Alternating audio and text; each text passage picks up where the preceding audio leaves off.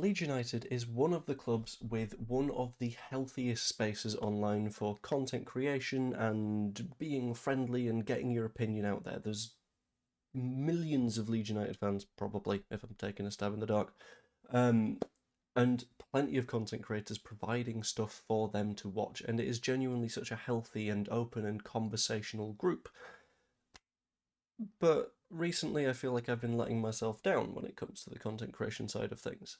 And thankfully, I had a recent video come out from Mr. Whitesnake over here, who does sort of content creator reviews, and he did me a couple of days ago, so I figured I'd do a little bit of a sort of review of his review and explain why a few of these things are, and do a little bit of a sort of like state of the channel thing, and also get a couple of bits and bobs off my chest and sort of run through what's maybe been going a little bit wrong on the channel recently, and what I might be doing to try and fix a couple of those bits and bobs. So, on that note, Mr. Whitesnake, if I can get to the right point in the video, take it away. What have you got? G'day, how you going? Content Creators Review, episode number 5. Audible Chocolate, Mr. Joe Blackburn.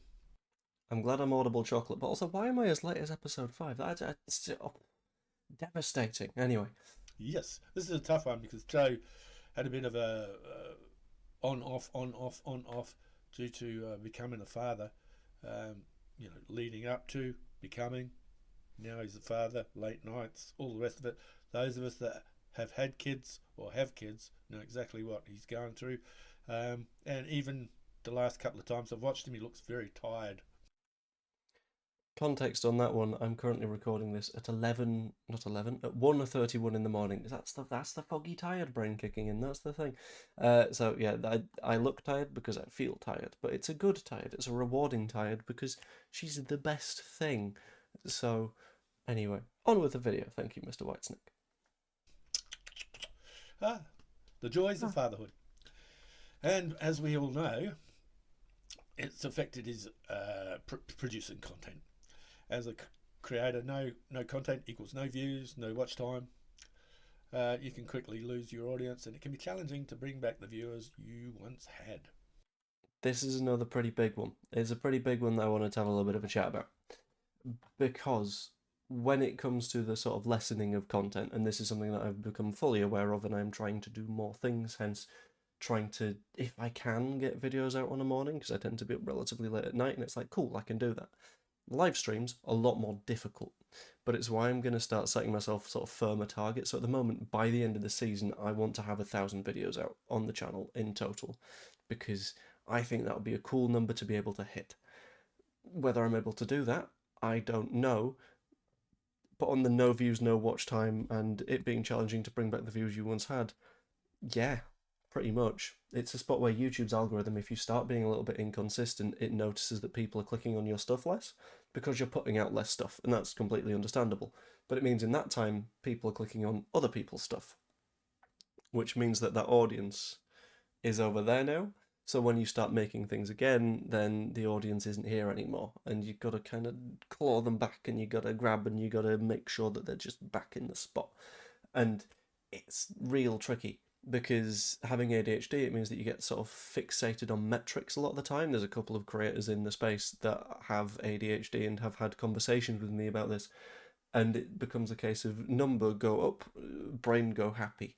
But when you come back to making stuff after a while, the number is down, and that makes brain go sad, and it means that you're more likely to avoid making videos at that point, because it's like, well, what if the number's down again? Like, in a minute we'll get into some statistics, but I will sort of explain this point a little bit further when we get there. Anyway, back to it, Mr. Whitesnake. Thank you very much. Joe showed tenacity and has shown tenacity and determination in juggling his work, his channel, fatherhood, putting his family first, while maintaining the fine balance required to be successful. Good on you, Joe. You're doing well as a father. Thank you. Ah, yes. His collaboration with Jer from The View on the watch-alongs on Big Up has kept him relevant. So he's kept his face bobbing while he was going through the little bit of rough patch. He seems to be getting his act together now. I'm gonna cover the collaborative stuff now. So, um, I'm very, very, very, very, very, very, very happy to do the big up stuff. It's fantastic. It's genuinely a brilliant time. If you are not heading over to Joe's watch alongs, it's such a nice, chill, and relaxed atmosphere where a lot of watch alongs tend to be sort of everything is either the best thing or the worst thing, and it's such a nice little middle ground to have a watch along that is like things can be okay. And I really enjoy that sort of environment. And I will pop up before matches, I will pop up at half time of matches, and I will pop up in press conference reactions. So head over to Big Up, that's a good time. But something that I think has been really sort of missing from this channel at the very least, and I think the wider community as well, is there's been a relative lack of collaborative stuff recently. There's been a sort of segmentization of people's content, and I recognise that I am a part of this, and this is an open invite to anyone that does Leeds United content.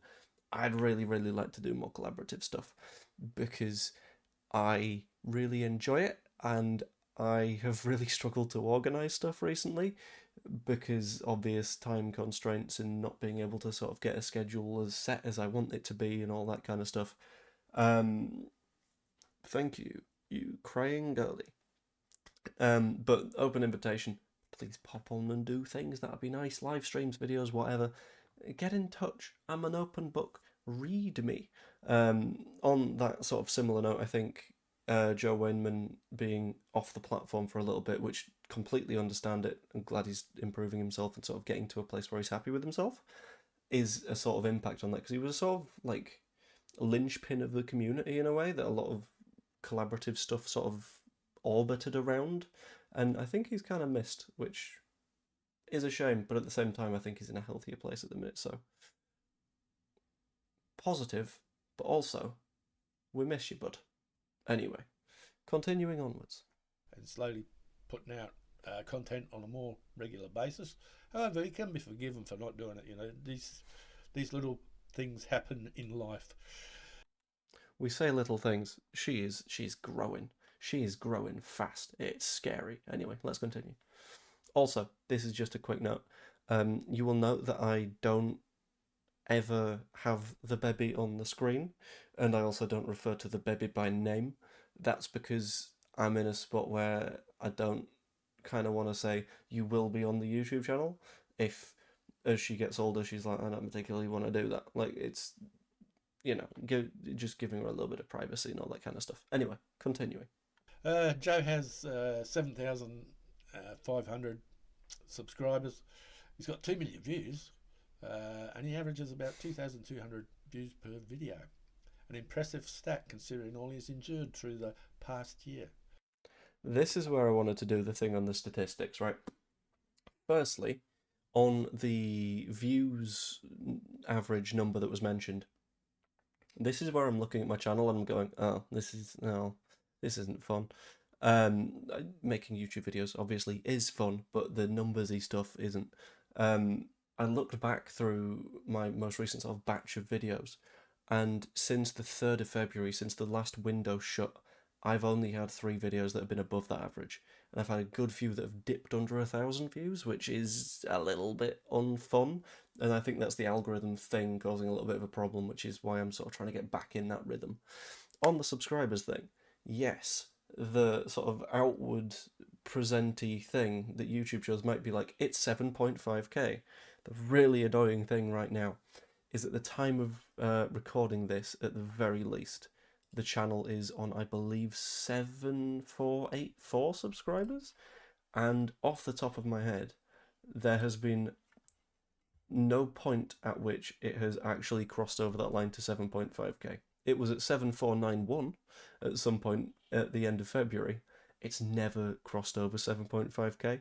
So if you're watching this and you're not subscribed, please do so, because that's been bugging me for a while now. Anyway, back to it, Mr. Whitesnake, with your next little bit of wisdom. Well done, Joe. Thank Another you. good channel to watch. He does all sorts of bits and bobs. I recommend you give him a bit of a check out. And the final point that I wanted to dip into was the all sorts of bits and bobs, because the all sorts of bits and bobs thing is one of the more frustrating things about doing YouTube. So when referring to all sorts of bits and bobs, I'm guessing that is about the quizzes and the charity match and all that kind of fun stuff. And I love doing that stuff. I love making the quizzes. I love writing them. I liked the charity match. But, and it's a pretty big but, it's rewarding the process of doing it. The outcome and the final product really struggles to be. So, looking at the quizzes, for example, every single time I would put out a quiz and I would put out a sort of big series that was I've got a bunch of YouTubers together and I've done a highly edited video and I've even asked someone to sort of come on board and edit something for me to make it a little bit like neater. It's bombed and underperformed compared to all of my other videos, which sucks. Genuinely, it hurts. And then when it comes to the charity match, and I don't know if I've talked about this on the channel properly before, but when it comes down to the charity match,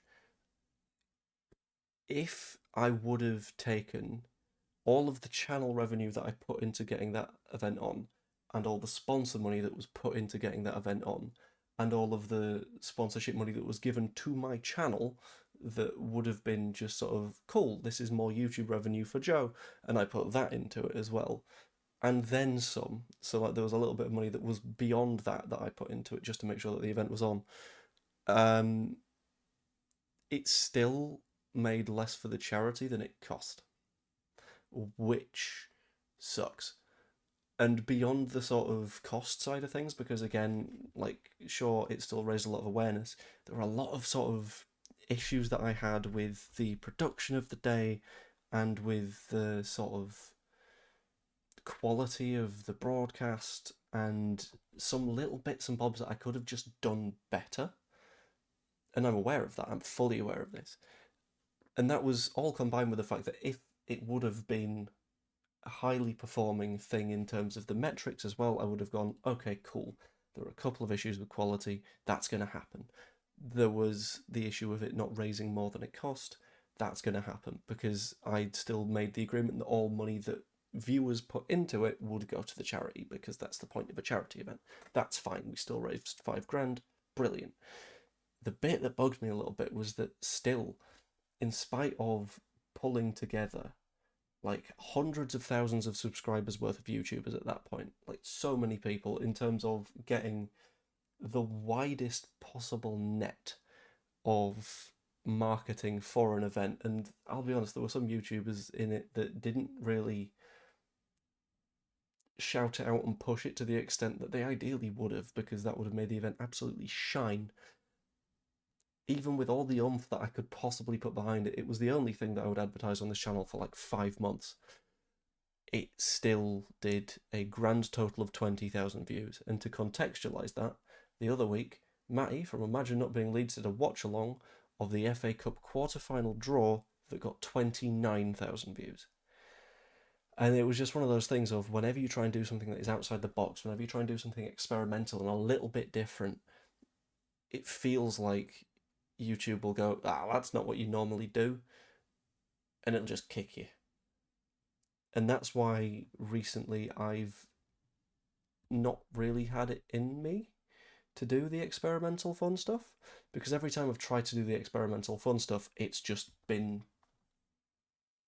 bang, brick wall. YouTube says, well, that's going to underperform, and it's kind of depressing. So I think I've sort of trained myself to just not, because if I just don't, then there's not that hurt of everything hits that brick wall and underperforms and all that kind of stuff. So that's why there's not been the fun stuff recently. But anyway, back to the video. And see what you think. And on that note, thank you very much for watching. If you wouldn't mind liking, subscribing, and hit that notification bell so that you stay informed for my next one. And leave a comment if you so wish. And on that note, have a great week. I'll catch you next time. Bye for now. If anyone hasn't yet, and this is important, look, I'm subscribed to Mr. Whitesnake. I think you should be as well. Also like the video. Also watch this video because it's an important video. It's not that important, but you know what I mean. But when people say like and subscribe, it's not just a ooh, because that makes the number look good and it makes us feel better. Now, that genuinely tells YouTube, like, people want to see more of this, and it means that YouTube spread the video a little bit further and wider, and that means that ultimately creators see a little bit more of a reward for what they do in terms of viewership, in terms of revenue in the end, in terms of all sorts. But yeah, that was a sort of dive through what's been going on with the channel, why I've been struggling with it a little bit, and ultimately a sort of signpost in the ground of me saying I'm gonna try and hit 1,000 videos by the end of the season. If I don't, then I'll be mad at myself and I'll try and do something to make up for it. I will do my best to do more collaborative stuff. Quite badly want to get back on a sort of roll. We'll see if I'm able to. But yeah, a little bit of a sort of apology, a little bit of explanation, a little bit of here's the path forward. Yeah, also, if anyone has an idea of an event thing or a long stream or something that I could do this year as like a charity-ish thing, I would massively appreciate it, because every single year since like 2020, I've done a big charity thing at some point in like the summer or late in the year, and I haven't yet this year, and I've not got a plan to, and I really, really want to, and I will feel very much incomplete if I don't. So pop an idea in the comments below, that'd be lovely. If you enjoyed, pop a like on the video, subscribe if you're not yet, all that fun stuff. Hope you enjoyed, and I will see you all later.